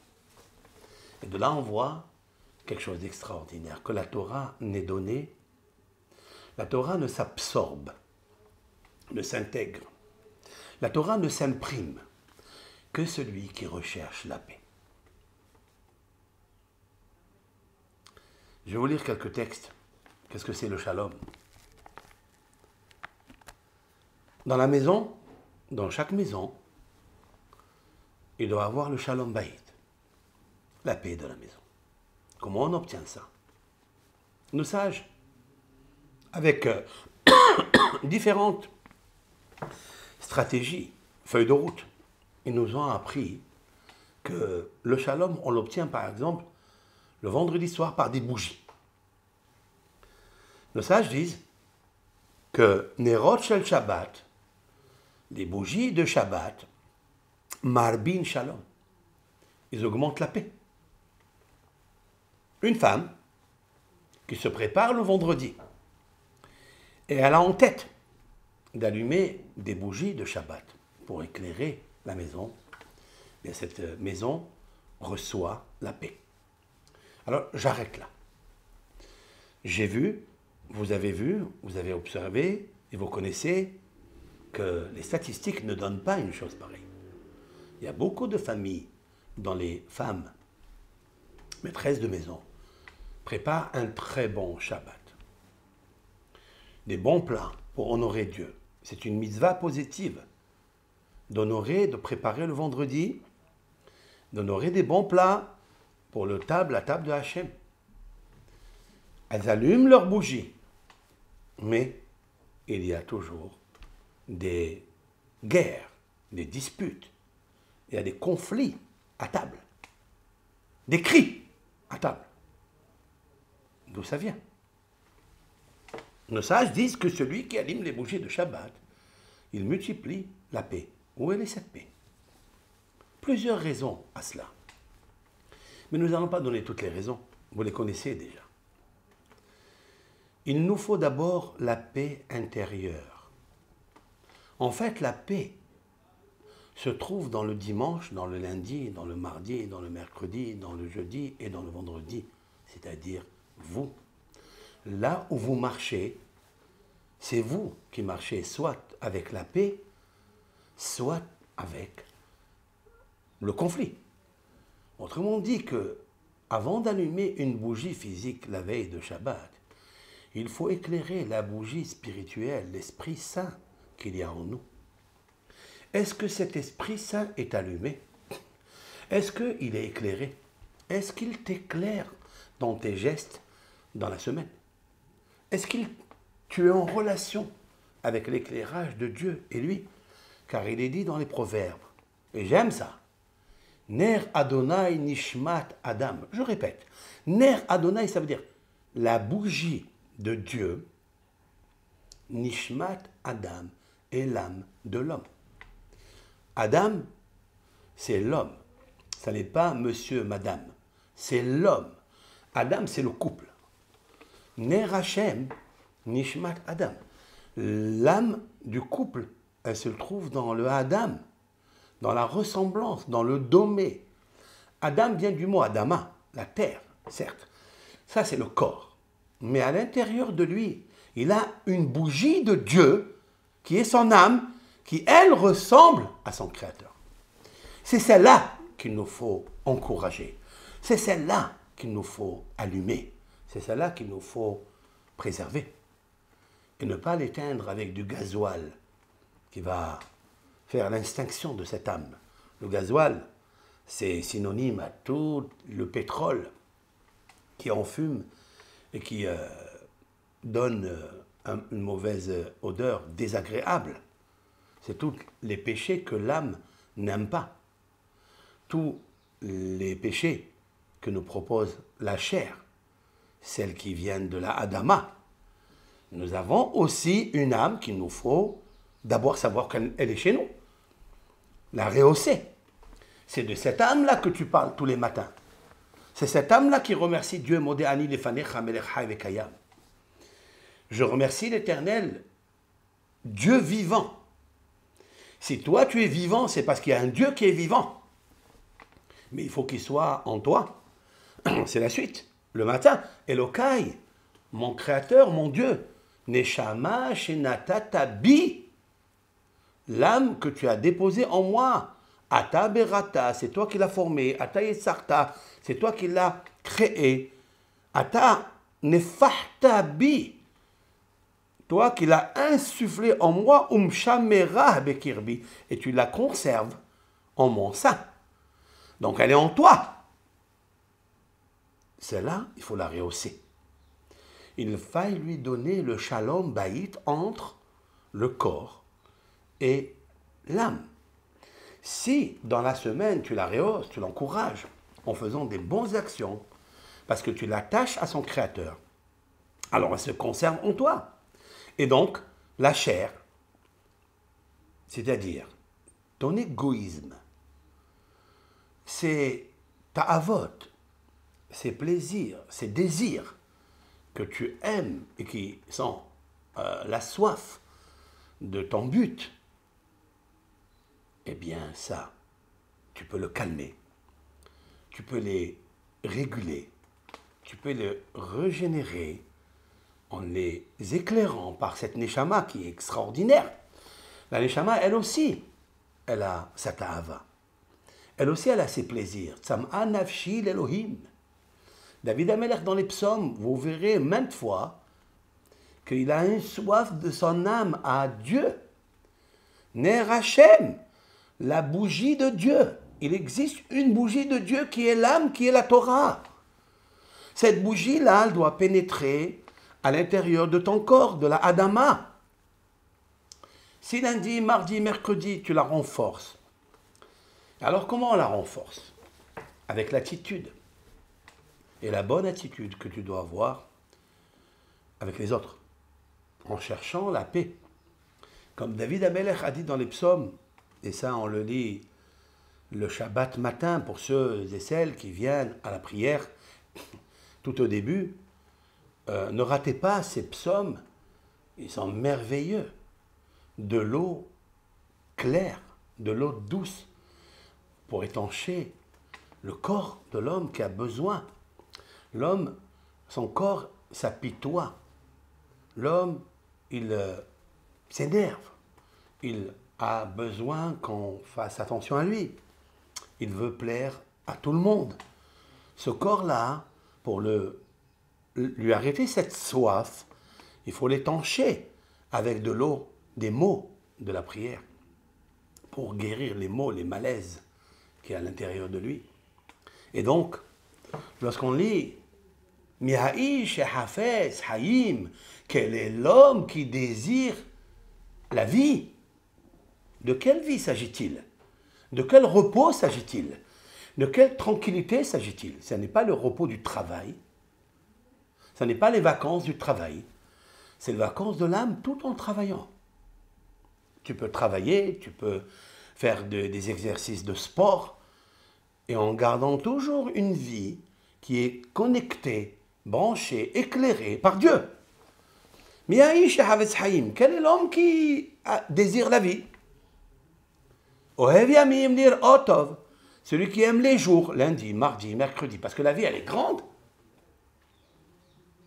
En fait elle est courte. Et nous on pense qu'elle est longue. C'est 70 ans. Ce n'est que 70 ans. Regardez comment elle passe très vite. Je dis même quelque chose. Lorsqu'on va au cimetière, qui s'appelle d'ailleurs Bet Haïm, la maison des vivants. Et on lit dans une tombe, il ne nous faut pas lire. Les tombes, c'est interdit de lire, ça apporte l'oubli. Mais ça nous arrive de voir. Il est marqué ici, à cet endroit, est enterré Monsieur X, fils de X, nom de famille. Il y a marqué la naissance, il est né quand, un petit tiré et l'année du décès. C'est-à-dire que ce qui rejoint, ce qui relie la naissance de cet homme-là et la fin de cet homme-là, c'est juste un petit tiré. Juste un tout petit tiré. Est-ce que notre vie résulte à un petit tiré? Comment on va s'en tirer lorsqu'on va être devant Dieu? Pour cela, il nous faut retirer toutes les mauvaises influences, les mauvaises choses qui nous rendent désagréables, qui nous rendent tristes dans notre vie, qui nous rendent celui qui se rappelle toujours du passé, du passé et du passé, celui qui fait vieillir nos pensées au passé, jamais rajeunir au futur, parce qu'il n'y a pas la lumière de Hachem. Eh bien, c'est pas grave. Si on a perdu 30 ans, on peut les éclairer, ces 30 années, avec les 30 années d'un bon futur, avec, je dirais, un bon but. Si on a un bon but dans le futur, et si on vous demande qu'est-ce que vous faites toute la journée, vous dites, ben, je suis occupé. Dites-moi exactement, écrivez-moi sur un bout de papier les occupations que vous avez. Vous verrez que vous ne pouvez pas écrire, vous ne pouvez rien marquer dans cette feuille blanche. Parce qu'en fait, on est occupé à rien. On est occupé à tourner sur place et jamais en place sûre. Et donc, alors de quoi tu es occupé? Il nous faut être occupé seulement d'un futur meilleur, de se bonifier en se modifiant, et en se bonifiant pour devenir meilleur. Mais il nous faut Hafetz Haïm. Il nous faut quel est l'homme qui désire la vie, pas qu'il a tourné dans la vie et la vie a tourné en lui.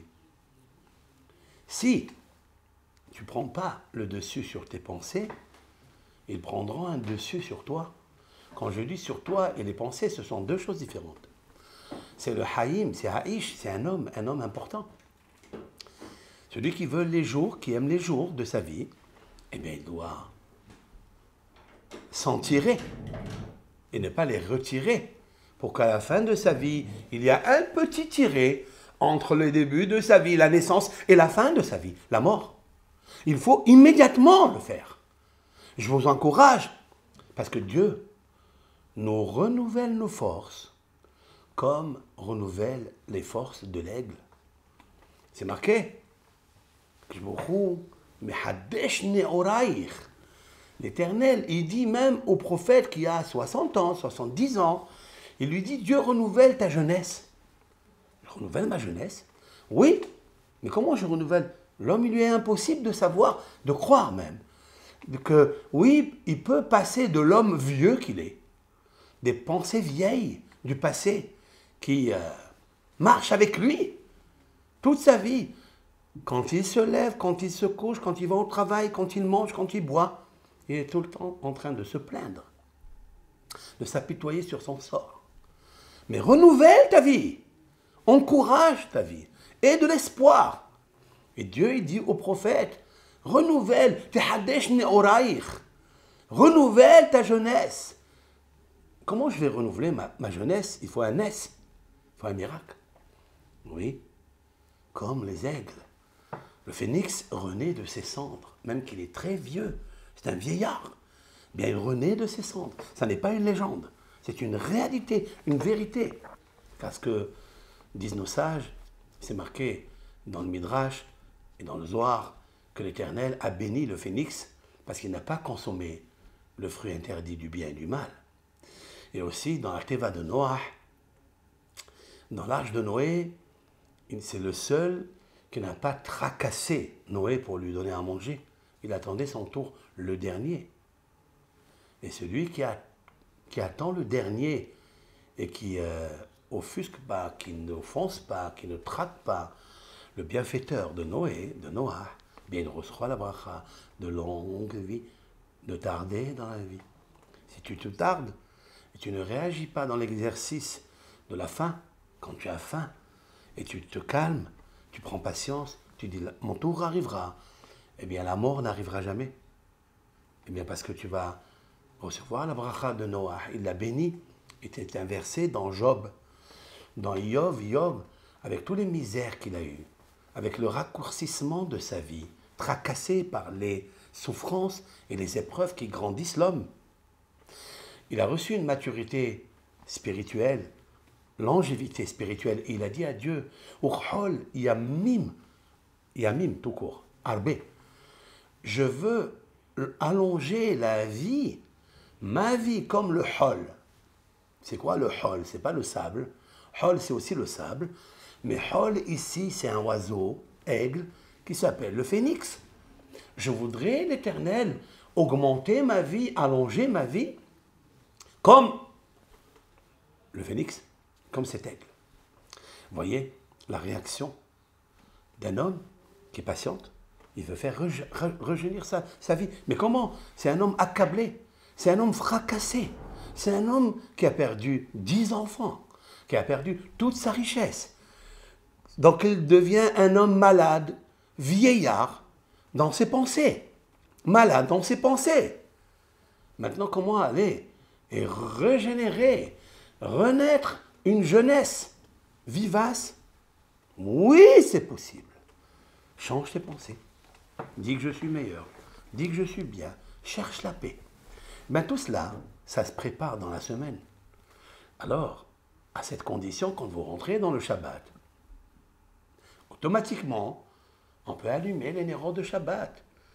Les nérotes de Shabbat seront le reflet des nérotes de Shabbat, du repos qu'il y a en toi. Et à ces conditions-là, parlez moins, pensez moins dans la semaine. Et louez Dieu plus. Je terminerai. Lorsqu'un homme poursuit le shalom, c'est là où David Ameller nous dit la longévité, l'amour des jours, l'amour de la vie dépend Ohev shalom, verodef shalom. Bakeh shalom, verodfeu. Cherche la paix. Comment on devient bon? En cherchant la paix. Comment on se convertit au judaïsme? Comment on excelle dans le judaïsme? L'air, les shalom. La parole de Yitro. C'est celle qui a dit à Moshe Rabbeinu, je te ferai plaisir, Moshe. Va.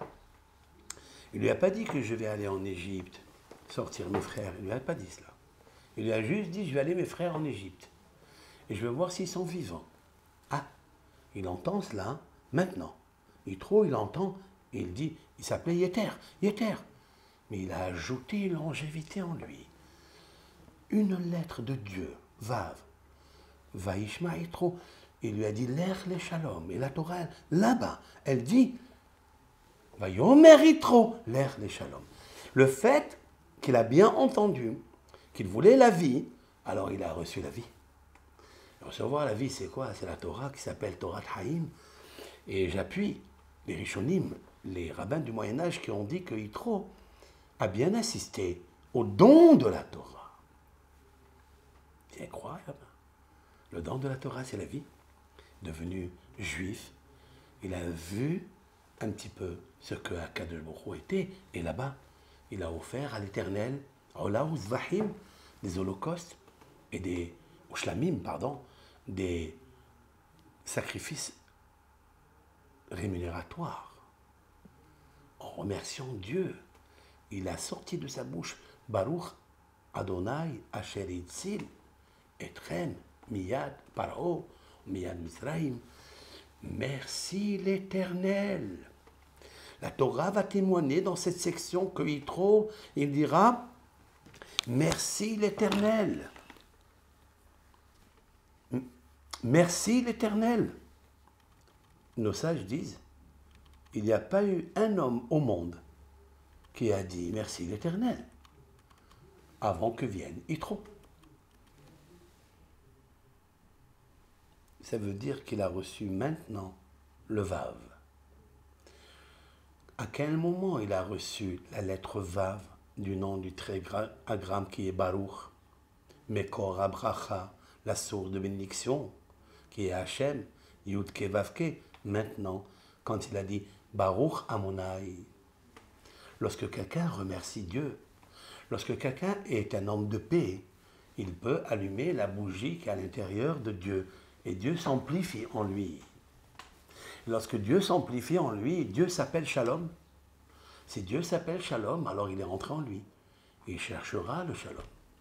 Et c'est lui qui donnera à Moshe Rabbeinu le conseil de poster des chefs, des juges, qui vont amener la paix entre le couple, entre les amis, entre les protagonistes.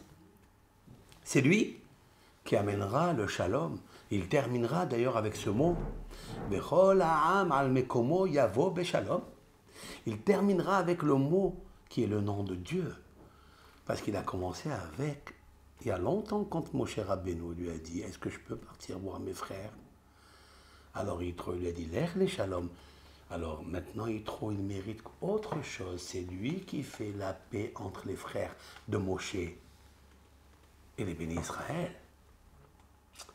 Ça veut dire que Dieu n'abandonne aucun geste bon, aucune parole bonne que nous disons. Elle est enregistrée chez Hachem. Et tôt ou tard, il l'amènera pour amplifier, pour faire accroître votre bénédiction. Et c'est ça que j'apprends de là. À l'idée d'Ifat Shalom, je prends une des paroles du Sefer Hamidot de Rav Nachman de Breslev, pour le citer, ce grand tzaddik. Il dit par la course, pour faire, quand tu cours, quand tu accèdes à cette course, c'est un grand mot ça. Courir pour faire le shalom, courir. Ça n'est pas rester passive, dans sa passivité. Et lorsque le shalom doit arriver vers toi pour le faire, alors peut-être tu as envie de le faire. Si tu n'es pas occupé à autre chose. Car on est toujours occupé pour ne rien faire. Ou peut-être tu es occupé à ton propre shalom que tu n'as pas. Le shalom intérieur, le repos intérieur entre la bougie et le corps. Entre l'âme et le corps. Mais il dit le Rav, allez d'éredifat shalom. Lorsque tu as acquis, lorsque tu as atteint ce niveau de Bakeh Shalom Verotfeu, que je viens de dire de David Ameller, Zochin le kavod ba'olam hazeh ou l'haïm ba'olam haba. On mérite des honneurs dans ce monde et on mérite la vie éternelle dans notre monde. Quelle est la preuve qu'il a? La réponse est née dans notre paracha. C'est que Yitro, c'est un homme de paix. C'est un homme qui dit à Moshe, l'ech le shalom. C'est un homme qui dit à Moshe, faisant la paix entre le peuple et les juges, et toi. Maintenant, plus que ça, c'est que Moshe Rabbeinu, lorsqu'Yitro lui envoie une lettre, d'après certains commentateurs du Midrash, il lui envoie une lettre ou lui envoie un ambassadeur pour lui dire que j'arrive. Là où Moshe a reçu la Torah, il veut recevoir lui aussi la Torah. Et il est marqué que Moshe Rabbeinu, il s'est dit, qu'est-ce que je fais? Est-ce que moi, le roi d'Israël, je sors à sa rencontre? Alors Dieu lui dit, sors à sa rencontre, parce que c'est un homme de paix. Et Moshe Rabbeinu, de sortir devant Yitro, à la rencontre de Yitro. Qu'est-ce que je vois de là? Que celui qui t'a reçu à la maison, et celui avec lequel tu étais engagé toute ta vie de rester avec lui, donc Yitro, qui t'a reçu comme un enfant, comme son fils, tu lui dois l'honneur plus que ton père et ta mère. Et plus que ça, tu dois me laisser moi Hachem et aller à sa rencontre. Et mon cher Rabbeinu est allé rencontrer Yitro. Lorsque Yitro a vu que mon cher Rabbeinu venait à sa rencontre, il s'est dit merci Hachem. Un jour, c'est lui qui était enorgueilli de ma présence à Midian lorsqu'il était chez moi, car il était grand prêtre. Et maintenant, c'est moi qui m'enorgueillis et je reçois le kavod dans ce monde d'être le beau-père du chef spirituel d'Israël, pas seulement du chef spirituel, du grand prophète, le plus grand de ceux d'Israël. Ça, c'est important. Qu'est-ce que j'apprends de là? Qu'il me faut courir pour le shalom, qu'il me faut avoir d'abord la paix en moi. C'est ce qui est marqué, Bakesh Shalom Verotfeu. Alors on aurait pu dire que Bakesh Shalom, c'est par rapport aux autres.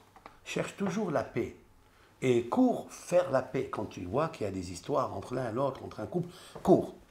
Tout s'adresse à de toi à autrui. Mais on pourrait peut-être sectionner, ou sélectionner plutôt, que Bakesh Shalom, c'est avec toi, et Rotfeu, avec les autres. Autrement dit, qu'à quel moment on peut acquérir, on peut atteindre le niveau de courir vers la paix, il faut habituer ses pieds et son âme à être un homme de paix. D'abord, cherche en toi. Bakesh, c'est cherche. En fait, ne cherche pas s'il y a à faire la paix chez les autres. Cherche d'abord s'il y a chez toi la paix. Allume d'abord ta bougie, ton âme. Respecte-la. Respecte cette âme que Dieu t'a donnée. Si nous respections l'âme que Dieu a donnée en nous, alors on peut supposer aller courir vers la paix. Il y a une personne qui m'a dit, j'honore mon père et ma mère. Ok, c'est magnifique, c'est grandiose. Tu auras la longévité pour ça. Alors on parlait par rapport à un beau-père, que lui, il n'était pas tellement à l'aise chez lui à la maison. Sa belle-mère aussi n'est pas à l'aise à la maison, ils ont des histoires. Je lui ai dit la première des choses, c'est que le Shulchan Aruch, la Torah, tu ne peux pas sans Dieu. Tu peux être grand avec Dieu et rien sans Dieu. Tu vas écouter ce que dit le Shulchan Aruch. Il dit, dans l'honneur des parents, il y a une halakha, une loi qui dit, honore ton beau-père et ta belle-mère comme tu honores tes parents. Ça, il faut que tu me dises comment tu vas affronter. Il faut que tu affrontes, il ne faut pas fuir. Parce que, en fait, si tu as la qualité, et tu avais la qualité de tes parents s'ils sont encore vivants, ou ils sont plus de ce monde, peut-être que quand tu étais avec tes parents, tu leur faisais honneur. Peut-être des fois, tu ne leur faisais pas honneur. Donc tu n'avais pas acquis encore le shalom qui est en toi. Puisque des fois oui, des fois non. Donc si tu n'avais pas la perfection de la qualité de shalom, de la paix, tu ne peux pas l'avoir avec tes beaux-parents. Mais si tu l'as, elle est en toi, tu la cherches, et tu la préserves, tu la conserves, tu es obligé de ne pas frustrer cette qualité de shalom qui est en toi. Parce que le seul qui souffrira, c'est qui? C'est toi, c'est personne d'autre. Pourquoi on est angoissé? Pourquoi on est stressé? Parce que dans le subconscient, dans notre conscience, on sait qu'on fait mal. Tu prends ce mal, tu vis avec, et tu penses au mal. Il se développe, il s'amplifie, et tu as mal. Tu habites un mal passé, et ça se passe mal. Et donc, tu devras corriger le shalom qui est en toi. Et lorsque tu as corrigé, tu vas respecter. Le Shulchan Aruch ne dit pas des halakhot d'émotion. Il se peut que l'honneur que tu pratiques avec tes parents, ou avec ton grand frère, ou avec ton maître, ou avec les autres surtout, il n'est que émotionnel, il n'est pas disciplinaire. Il n'est pas sous le joug de l'obéissance de Dieu. Et donc, Tu devras faire attention à ça. Et donc, par là même, cette personne, je lui ai dit, et Shabbat, est-ce que tu le respectes, Shabbat? Est-ce que tu l'honores? Il m'a dit non. Et je lui ai dit, qu'est-ce que tu fais? Il m'a dit non, je ne prends pas la voiture, mais je prends mon chien ou ma chienne. Je fais un peu de gymnastique et je cours avec. Je la porte avec moi parce que j'aime ma chienne, j'aime mon chien. Alors je lui ai dit, et ton âme, tu l'aimes pas? Ton âme, c'est une partie de... C'est pas une partie, c'est ta vie. C'est elle ta vie. Si Dieu, tu le respectes, et c'est pour ça que tu respectes tes parents par l'obéissance, tu dois respecter ton âme par l'obéissance de Dieu. Donc tu dois être disciplinaire. Comment ça se fait que Shabbat, tu ne fais pas honneur à cette âme? Alors je lui ai dit, quand tu respecteras avec l'aide de Hachem, je t'encourage de le faire, c'est un bon conseil que je te donne. Si tu respectes l'âme qui est en toi, qui s'appelle l'honneur, car l'âme s'appelle Kavod, avec Raf, Vet, Vav, Dalet, Kavod plein avec un Vav. Si tu respectes ce Kavod-là, et Kavod, il s'appelle Hachem, Melo Kohares Kevodo, l'Éternel, il remplit le monde, comme il te remplit à toi ton âme, bah, c'est elle qui voit, c'est elle qui écoute, c'est elle qui mange, c'est elle qui s'accouple, c'est elle tout. Le jour où Dieu te la retire, n'oublie pas de tirer. Le petit tiré qu'il y a entre ta vie, ta naissance et la fin. Ce petit tiré, c'est Dieu qui l'a tiré de lui et te l'a posé à toi. Ton âme. Et tu en fais quoi de ça? Et si tu respectes, tu l'honores à cette âme qui s'appelle l'honneur, et Dieu qui s'appelle l'honneur, tu respecteras et aussi tes beaux-parents. Sache-le. Comment faire? Mais ils sont durs. Gna gna, gna gna. Ok, ils sont durs. Mais toi, tu es plus dur encore. Parce que tu prends ton âme, tu l'emprisonnes dans la semaine. Le jour du Shabbat, tu le prends, tu le mélanges avec tous les jours de la semaine. Dieu t'a donné 6 jours. Fais ce que tu veux. Va faire la course, va en montagne, va où tu veux. Fais ce que tu as à faire, tu es libre. Mais le jour du Shabbat, c'est Kavod Shabbat. Kavod Shabbat, c'est Shalom Shabbat. Tu veux le Shalom Shabbat, il faut Kavod Shabbat, alors tu auras la paix. En fait, la paix ne se trouve pas chez les autres. Tu ne peux pas courir faire la paix à tes grands-parents et ne pas la faire tout court à tes beaux-parents. Il faut la faire d'abord en toi. Et en toi, c'est ton âme. Et ton âme, c'est ton éclairage. Tu veux être éclairé dans ce dossier, respecte-la. Finalement, il a commencé à réfléchir. Je n'ai pas dit qu'il a fait encore, mais il réfléchit.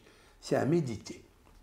Et donc, voilà mon petit cours que je voulais distribuer en ce jour-là pour l'émission Remez, RJM, et Remez tout court, allusion. Et bien sûr, il sera diffusé aussi pour nos amis des réseaux sociaux, de notre site, de Facebook et de YouTube, Hachem Barach, qui nous aide toujours à éclairer et ramener les enfants de Dieu qui sont un jour égarés et de les faire garer dans le palais de Dieu. Kol Tov, Shabbat Shalom, Parashat Yitro.